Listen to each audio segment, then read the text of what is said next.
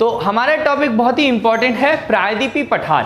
प्रायद्वीपीय पठार, जैसा कि मैंने आपको पिछली कक्षाओं में बताया, प्रायद्वीपीय पठार ये जो है ये गोंडवाना लैंड की चट्टानों से बना हुआ भाग है। किससे? गोंडवाना लैंड की चट्टानों से, ठीक है। और प्रायद्वीपीय पठार जो है ये भारत का सबसे कौन सा भाग है? सबसे प्राचीन भाग है प्रायद्वीपीय पठार। तो आज का हमारा टॉपिक है प्रायद्वीपीय पठार के अंतर्गत आने वाला पश्चिमी घाट एवं एक और उसी के समांतर उसी के जैसा पूर्वी घाट। तो ये जो है ये हमारा टॉपिक है इसके अंतर्गत। तो प्रायद्वीपीय पठार, जैसे कि आपको मैंने बताया, लगभग 16 लाख वर्ग किलोमीटर में फैला हुआ प्रायद्वीपीय पठार गोंडवाना लैंड का भाग है, जो पश्चिमी घाट और भी देखें तो पश्चिमी घाट, पूर्वी घाट, दक्कन का पठार, अरावली पर्वतमाला, साथ में मालवा का पठार, विंध्य, सतपुड़ा, छोटा नागपुर का पठार आदि विभिन्न आकृतियों को, विभिन्न स्थलाकृतियों और विभिन्न हमारे भूभाग को समेटे हुए हैं। तो हम यहाँ पर जो टॉपिक है उसको हम ध्यान से पढ़ते हैं। आपका क्या है? पश्चिमी घाट और पूर्वी घाट।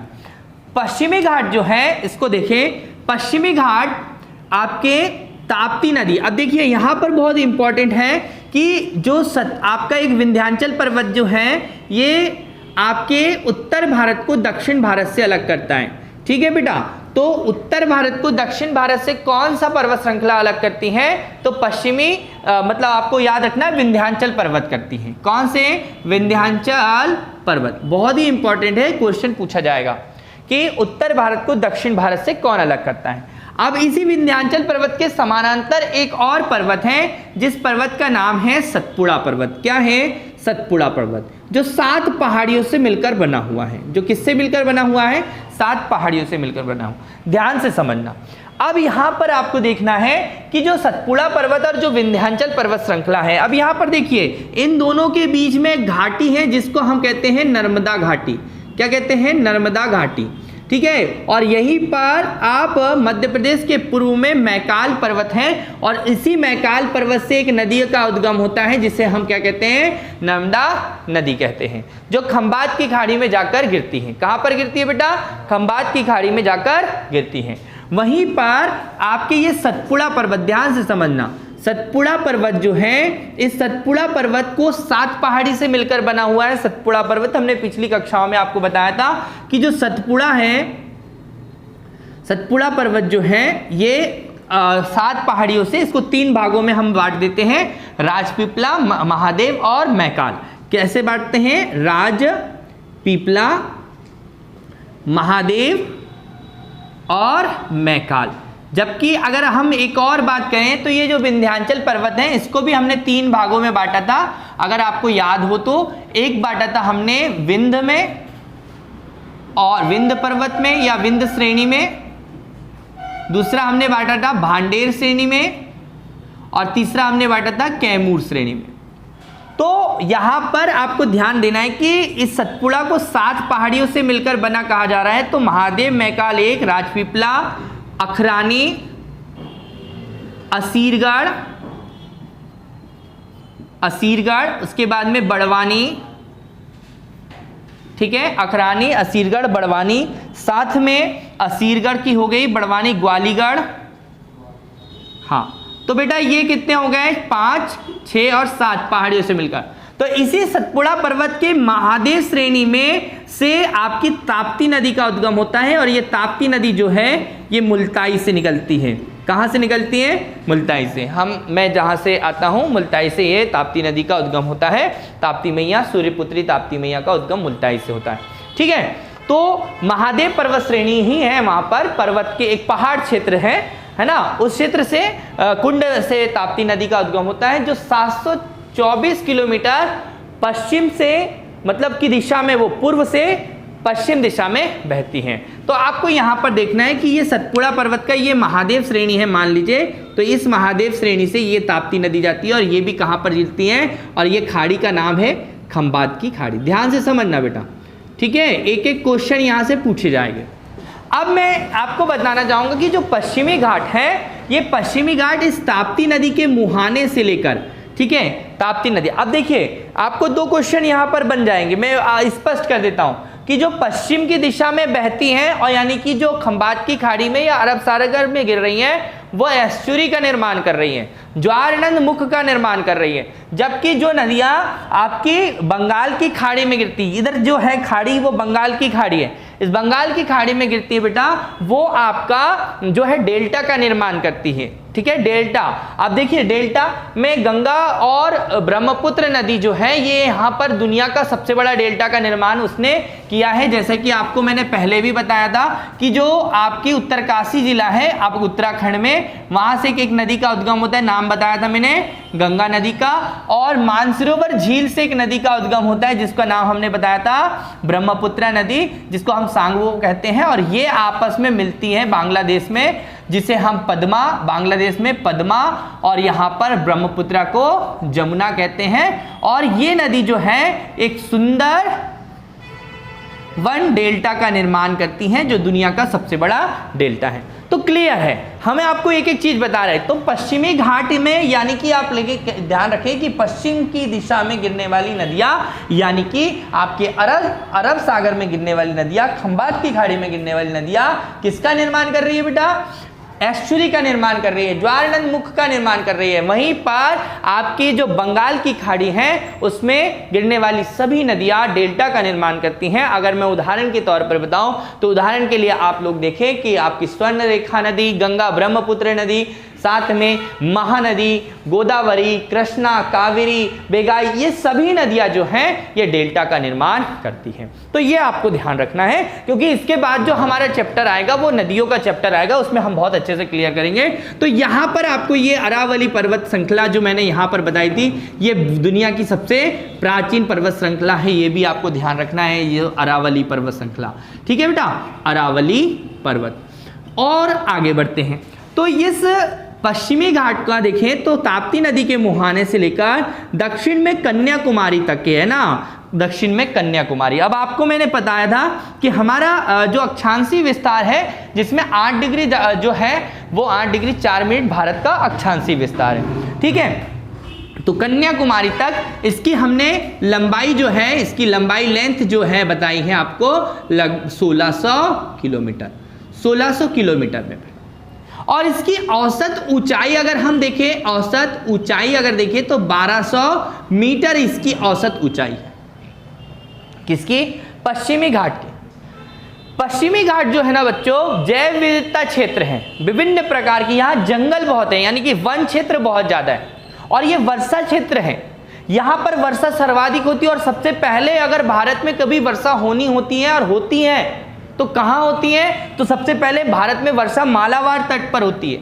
अगर हम वर्षा की बात करें, इसी को जोड़ लेते हैं, पश्चिमी घाट जैव विविधता वाला क्षेत्र है। इसके लिए एक कस्तूरी रंगन समिति का भी निर्माण किया गया था, ये आपको याद रखना, जैव विविधता से संबंधित, पश्चिमी घाट से संबंधित। तो पश्चिमी घाट जो है इसमें ही सबसे पहले वर्षा होती है, और 200 सेंटीमीटर से भी अधिक वर्षा जो होती है वो पश्चिमी घाट में होती है। ये आपको ध्यान रखना। क्या होता है बेटा? एक मीटर होता है, जैसे कि आपको मैंने पिछली कक्षाओं में भी बताया। जैसे यहाँ पर मैं हमेशा बताते रहता हूँ, आपको क्या बताता हूँ कि गारो, खासी और जैंतिया। कल की क्लास में मैंने आपको मेघालय का पठार पढ़ाया था, शिलांग का पठार, उसमें मैंने आपको गारो, खासी, जैंतिया पहाड़ी के बारे में बताया था। क्लियर है? तो गारो, खासी, जो जैंतिया पहाड़ी है ये कीप नुमा है, जो बंगाल की खाड़ी से जाने वाला जो जल है, जो हमारे वर्षा के जो शाखा है, बंगाल की खाड़ी की शाखा, वो जो वर्षा जो होती है ना, वर्षा को वन क्या करते हैं? आकर्षित करते हैं, है ना। तो ये वन वाला क्षेत्र है, तो यहाँ कीप नुमा आकृति के कारण वर्षा अधिक हो जाती है। ठीक है, और हमने आपको कल की कक्षा में बताया था कि मासीम राम जो है, क्या बताया था बेटा? मासीम राम के बारे में बताया था। राम विश्व का, क्या बेटा? विश्व का सबसे अधिक वर्षा वाला हाँ स्थान है। यस, मैंने बताया था कल की कक्षा में, आपको अगर याद हो तो है, तो ये आपको ध्यान रखना है। आगे बढ़ जाओ तो देखो, समझते चलो, बहुत ही इंपॉर्टेंट है, क्वेश्चन पूछा जाएगा।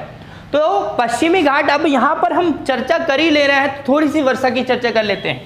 जो वर्षा होती है ना बेटा, ये हमारे भारत में वर्षा जो होती है वो दक्षिण पश्चिम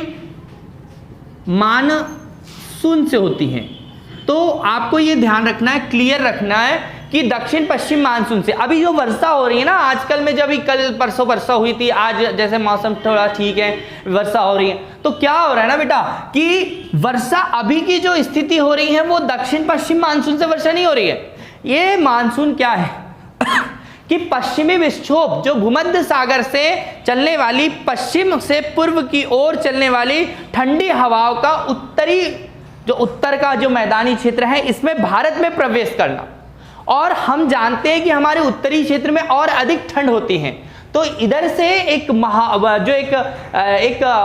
मौसम बनता है, तो मानसून का निर्माण होता है, जिसको हम पश्चिमी विक्षोभ कहते हैं। और साथ में जब ये पश्चिमी विक्षोभ के आने वाली जो हवाएं हैं और ये उत्तर और पूर्व की दिशा से जब मुड़ती हैं, तो आपके पूर्वी घाट, बेटा ये समझना कि ये पूर्वी घाट जो है, यहाँ पर दो मंडल है। देखिए समझेंगे तो आपको आगे बढ़ेंगे तो मैं बताऊंगा। यहाँ पर एक मंडल है मालाबार तट, मालाबार तट, और यहाँ पर जो है ये कोरोमंडल तट है, मंडल तट। चूंकि अभी आप पूर्वी घाट पढ़ रहेंगे तो पूर्वी घाट में देखेंगे कि यहाँ पर आपका कौन सा मंडल है, कोरोमंडल तट है, और ये आपका यहाँ पर क्या है, मालाबार तट।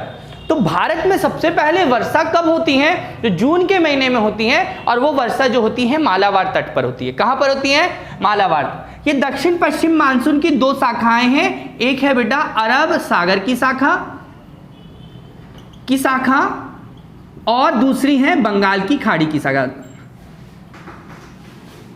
ठीक है। और सर्वाधिक वर्षा जो है 65% वर्षा जो है वो अरब सागर से होती है, 35% वर्षा जो है बंगाल की खाड़ी की शाखा से पूरे भारत में होती है। लेकिन 200 सेंटीमीटर से अधिक वर्षा जो होती है वो पश्चिमी घाटी क्षेत्र में होती है, घाट में होती है, और पश्चिमी घाट के मालाबार तट में सर्वाधिक वर्षा होती है। ये क्लियर आपको याद रख लेना है, क्योंकि आपको मैंने बता दिया 200 सेंटीमीटर की वर्षा, ठीक। यानी कि मानसून प्रवेश कहां करेगा, मानसून प्रवेश करेगा मालाबार तट से, ठीक है, केरल से 1 जून को, ठीक। और भारत में वर्षा कौन से मानसून से होती है, उष्ण कटिबंधी, मतलब हमारे यहाँ की तो जलवायु है उष्ण कटिबंधी मानसूनी जलवायु, लेकिन हमारे यहाँ जो वर्षा होती है वो कौन से मानसून से होती है, दक्षिण पश्चिम मानसून से होती है। ये क्लियर आपको। तो टॉपिक हमारा जो है उसी पर हम है फोकस। तो यहां पर समझे पश्चिमी घाट जो है उसकी लंबाई 1600 किलोमीटर है और ऊंचाई जो है वो 1200। हाँ, अब जो पश्चिमी घाट है इसको 2 भागों में बांटा गया है, माने इसको हम सह्याद्री पर्वतमाला कहते हैं। क्या कहते हैं, सह्याद्री पर्वत। और सह्याद्री पर्वत को 2 भागों में बांटा गया है। एक बांटा गया बेटा उत्तरी सह्याद्री, ठीक है, और दूसरा हमने बांटा गया दक्षिण सह्याद्री। जो उत्तरी सह्याद्री है इसकी सबसे ऊंची चोटी, सबसे ऊंची चोटी जो है ये है कलसूबाई की चोटी, कलसूबाई की चोटी।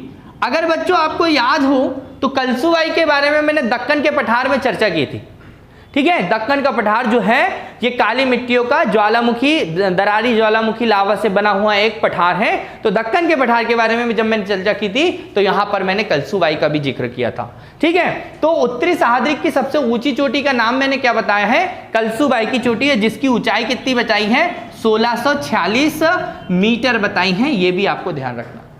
दक्षिण सह्याद्री पर्वतमाला की सबसे ऊंची चोटी की बात हमने बताई है, और बात की है कुद्रेमुख। क्या बात की है, कुद्रेमुख की पहाड़ी या चोटी। अब देखो बेटा कुद्रेमुख जो है ना, अगर वास्तविकता में देखें तो कुद्रेमुख का जो प्लेस है, जो स्थान है, ये कर्नाटक में। ये कहां पर है, कर्नाटक में। यहाँ पे कुद्रेमुख की खान है जहां से लोहा अयस्क का उत्पादन किया निकाला जाता है, लोहा अयस्क निकाला जाता है बेटा। तो बहुत सारे क्वेश्चन यहां से रिलेट करते हैं, ठीक है। कुद्रेमुख की खान, इसकी ऊंचाई हमने आपको बताई थी कुद्रेमुख की कितनी, 1840 मीटर। कितनी बताई थी, 1840 मीटर, यही बताई थी। तो 1892 मीटर, कितनी, 1892 मीटर कुद्रेमुख की चोटी। इसके बाद जो आगे बढ़ते हैं तो इसी पश्चिमी घाट में स्थित है अन्नामलाई की पहाड़ी। पश्चिमी घाट में स्थित है क्या? अन्नामलाई की पहाड़ी। ध्यान से समझना, जो अन्नामलाई की पहाड़ी है, इस अन्नामलाई की पहाड़ी की सबसे ऊंची चोटी है अनाईमुडी की चोटी। ध्यान से समझना, जो पश्चिमी घाट है, इस पश्चिमी घाट की में स्थित है एक पहाड़ी जिसका नाम है अन्नामलाई की पहाड़ी।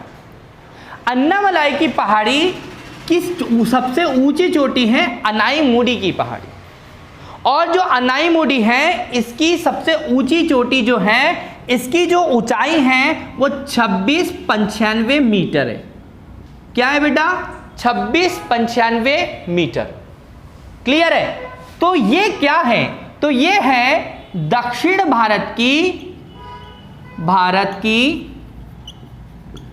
सबसे ऊंची चोटी। दक्षिण भारत की सबसे ऊंची चोटी कोई है तो वो है अनाईमुडी। कहां पर स्थित है बेटा? अन्नामलाई की पहाड़ी पर। और अन्नामलाई की पहाड़ी किस राज्य में आती है? मतलब कि ये किसके अंतर्गत आती हैं? तो पश्चिमी घाट में आती है। ठीक है, राज्य में अगर हम कहें तो ये आपके कर्नाटक केरल वाले क्षेत्र में आती है। ठीक है, तो यहां पर मैंने आपको क्या बताया? पश्चिमी घाट के बारे में बताया। पश्चिमी घाट में आगे हम बढ़ते हैं तो पश्चिमी घाट के सबसे दक्षिण में जब हम जाते हैं तो वहां पर हमको एक पहाड़ी मिलती है जिसको हम कहते हैं इलायची की पहाड़ी। क्या नाम दिया बेटा मैंने? इलायची की पहाड़ी। और ये जो पहाड़ी है ये भारत के सबसे दक्षिण में स्थित पहाड़ी है। भारत के सबसे दक्षिण में स्थित पहाड़ी का नाम क्या हो गया? इलायची की पहाड़ी या कार्डोमम हिल्स होगा। क्लियर है बेटा? इस पहाड़ी के उत्तर पश्चिम में एक पहाड़ी आती है जिसको हम क्या कहते हैं? उत्तर पश्चिम में, इस पहाड़ी के उत्तर पश्चिम में क्या आती है? अन्नामलाई की पहाड़ी जो हमने अभी पढ़ा। उत्तर पूर्व में पालिनी की पहाड़ी जो तमिलनाडु राज्य में है, और इसके दक्षिण में एक पहाड़ी आती है जिसको हम कहते हैं अगस्त्यमलाई की पहाड़ी। तो इस इलायची के पहाड़ी के उत्तर पश्चिम में क्या आ रही है? अन्नामलाई की पहाड़ी। उत्तर पूर्व में क्या आती है? पालिनी की पहाड़ी। और इसके दक्षिण में कौन सी पहाड़ी आ रही है? अगस्त्यमलाई की पहाड़ी। ये हम बात किसकी कर रहे हैं बेटा? इलायची। एमपीपीएससी में ये एग्जाम में पूछा गया था ये क्वेश्चन प्री में। चलिए आगे बढ़ते हैं। ठीक, अब चूंकि हमने जब पिछली कक्षाओं में देखा था कुछ प्रमुख दर्रे के बारे में बताया था जो उत्तर भारत के हिमालय के स्थित दर्रे बताए थे, लेकिन हमने जब दक्षिण में बताए थे तो दक्षिण में हमने 3 दर्रों के बारे में आपसे जिक्र किया था। पहला एक दर्रा था उसको हमने बताया था आपका थाल घाट, एक भोर घाट और एक क्या बताया था? पाल घाट। जो थाल घाट है ये नासिक और मुंबई के बीच में, भोर घाट जो है ये मुंबई और पुणे के बीच में है। ठीक है, नासिक और मुंबई के बीच में क्या नाम दिया? थाल घाट। ये आपको ध्यान रखना पश्चिमी घाट में स्थित है। वहीं पर भोर घाट जो है वो पुणे और मुंबई के बीच में है और ये भी पश्चिमी घाट में है, जबकि दक्षिण में पाल घाट है जो आपके कालीकट, त्रिचूर और कोयम्बटूर के मध्य में यानी कि केरल तमिलनाडु के मध्य में स्थित है ना। इससे आने जाने का रास्ता खुलता है, ये आपको ध्यान रखना। तो ये रही पश्चिमी घाट की बात। लेकिन पश्चिमी घाट एक पर्वत ना होकर एक भ्रंश कगार है, उस पर बात कर लेते हैं। ये जो पश्चिमी घाट है ये वास्तव में पर्वत ना होकर ये भ्रंश कगार है, क्योंकि आपको मैंने पिछली कक्षाओं में बताया था कि जो आपका प्रायद्वीपीय भाग है ये इंडो अफ्रीकन भाग है और ये अफ्रीका से टूटते समय इसका जो हिस्सा कगार के रूप में यानी कि भ्रंश के रूप में हुआ, अलग हुआ, वही क्या है? पश्चिमी घाट के रूप में हम जानते हैं। ठीक है, आप सब जानते हैं कि प्रायद्वीपीय जो भाग है, प्रायद्वीपीय भारत जो है ये गोंडवाना लैंड का भाग है और ये इंडो अफ्रीकन नाम से जाना जाता है जो अफ्रीका से अलग हुआ है। ठीक, तो ये आपको ध्यान रखना है, यहां से क्वेश्चन पूछा जाएगा। ठीक, आगे बढ़ते हैं। अब हम बात करते हैं पश्चिमी घाट से आने वाली नदियों की। तो पश्चिमी घाट से निकलने वाली सभी नदियां पूर्वी घाट में जाकर यानी कि वहां से जगह बनाकर उसके मैदान का निर्माण कर बंगाल की खाड़ी में गिरती हैं और डेल्टा का निर्माण करती हैं। इसका मतलब ये है कि जो आपका पश्चिमी घाट है ये अपेक्षाकृत ऊंचा है पूर्वी घाट से। पश्चिमी घाट अधिक ऊंचा है किससे? पूर्वी घाट से। तो पश्चिमी घाट से निकलने वाली सभी नदियां पूर्वी घाट में जाकर बंगाल की खाड़ी में गिरती हैं। ये भी आपको ध्यान रखना है, यहां से भी एक क्वेश्चन बनेगा। तो हम पढ़ रहे हैं अब पूर्वी सहाद्रिक पर्वतमाला, जिसको हम कहते हैं पूर्वी घाट। ये जो पूर्वी घाट है ये पश्चिमी घाट के समानांतर है जरूर, लेकिन ये अलग है, कटा हुआ है, संलग्न नहीं है, श्रृंखलाबद्ध नहीं है। कारण ये है कि जैसे कि पश्चिमी घाट से निकलने वाली नदी का नाम मैं बताऊं कि नासिक से निकलती है गोदावरी नदी, जो दक्षिण की सबसे बड़ी नदी है, ठीक है। उसके बाद एक और नदी निकलती है जिसको हम कहते हैं कृष्णा, कृष्णा, गोदावरी, और कर्नाटक के कुर्ग जिले से एक नदी निकलती है जिसको हम कहते हैं कावेरी। और भी छोटी बड़ी नदियां हैं। ये नदियां यहां से अब मध्य प्रदेश के से अलग हुआ है छत्तीसगढ़, छत्तीसगढ़ के पठार से, बघेलखंड के पठार से एक नदी का उद्गम होता है सिहावा के पठार से, उसको अपन कहते हैं क्या? महानदी। क्या कहते हैं बेटा? महानदी कहते हैं। ये भी आपको याद रखना। तो इन नदियों के द्वारा इस पूर्वी घाट को क्या कर दिया गया है? श्रृंखलाबद्ध से तोड़ दिया गया है, ठीक, अलग अलग खंडों में बांट दिया गया है और बड़े बड़े मैदान का निर्माण किया गया, उपजाऊ मैदान का निर्माण किया गया है। और ये नदियां बंगाल की खाड़ी में आकर डेल्टा का निर्माण करती हैं। ये नदियां बंगाल की खाड़ी में आकर किसका निर्माण कर रही हैं? डेल्टा का निर्माण कर रही हैं। और अलग अलग अगर हम देखें तो पश्चिम जो पूर्वी घाट है ये अपेक्षाकृत नीचे है, ठीक है, किससे?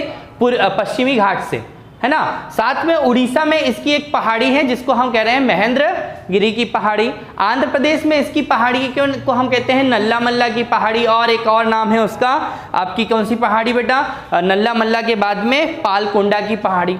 जबकि आपकी दक्षिण में और जाते हैं तमिलनाडु वाले क्षेत्र में तो आपको अन्नामलाई की पहाड़ी, सेवराय की पहाड़ी, पालनी की पहाड़ी, ये सभी की सभी पहाड़ी जो है वो आपके यहीं पर मिलती हैं। एक आपने उटकमंड नाम सुना होगा, उटकमंड, या आपने ये नाम ना सुना हो तो आपने नाम सुना होगा ऊटी। ऊटी एक हिल स्टेशन है, ऊटी एक हिल स्टेशन है और ये ऊटी जो है तमिलनाडु में स्थित है। इसको एक और नाम है बेटा, इसको और अलग कहते हैं यारकाड नाम का, यानी कि ऊटी वाला क्षेत्र है, ऊटी ही आपको ध्यान रखना है, उटकमंड भी इसको कहते हैं। तो ये हुआ आपका पूर्वी घाट और पश्चिमी घाट, ठीक। अब पूर्वी घाट से क्या करती है? नदियों के द्वारा एक बहुत बड़े तट का निर्माण कर दिया गया है। तो यहां पर वो जो है वो तट कहलाएगा पूर्वी तटीय क्षेत्र। और इस तरह जो नदियों के द्वारा या जैसा भी निर्माण किया गया तो वो कौन सा तट कहलाएगा? पश्चिम तट कहलाएगा। अब हम थोड़ा सा और आगे चल लेते हैं, इसको देख लें कि जो नदियां हैं और जो भी स्थान हैं समुद्र के जल से जो है यहाँ पर तट का निर्माण किया गया है, तो उसको कुछ इस तरह से आप देख सकते हैं। जो ये वाला तट है गुजरात का, ये वाला तट, इसको काठियावाड़, काठी या वाड़ तट कहते हैं। उसके बाद में गुजरात और महाराष्ट्र के बीच गोवा तक तट जो है उसको कहते हैं कोंकण तट। और गोवा से लेकर न्यू मंगलोर तक एक तट है जिसको हम कहते हैं कन्नड़ तट। और उसके बाद जो अगला जो तट है जिसको हम कहते हैं मालाबार तट। काठियावाड़ तट, कोंकण तट, कन्नड़ तट और मालाबार तट, ये जो तट है चारों तट ये पश्चिमी घाट में स्थित तट है, समुद्री तट है। पश्चिमी तट में, तटीय क्षेत्र में चार क्या है? ये अलग अलग तट हैं, काठियावाड़ तट, कोंकण तट, कन्नड़ तट और मालाबार तट। वहीं पर अगर हम पूर्वी तट की बात करें तो पूर्वी तट में नीचे से चले तो यहां पर आपका आता है कोरोमंडल तट। क्या आता है? कोरोमंडल तट। उसके बाद हम आते हैं आंध्र तट, उत्तरी सरकार और उत्कल तट।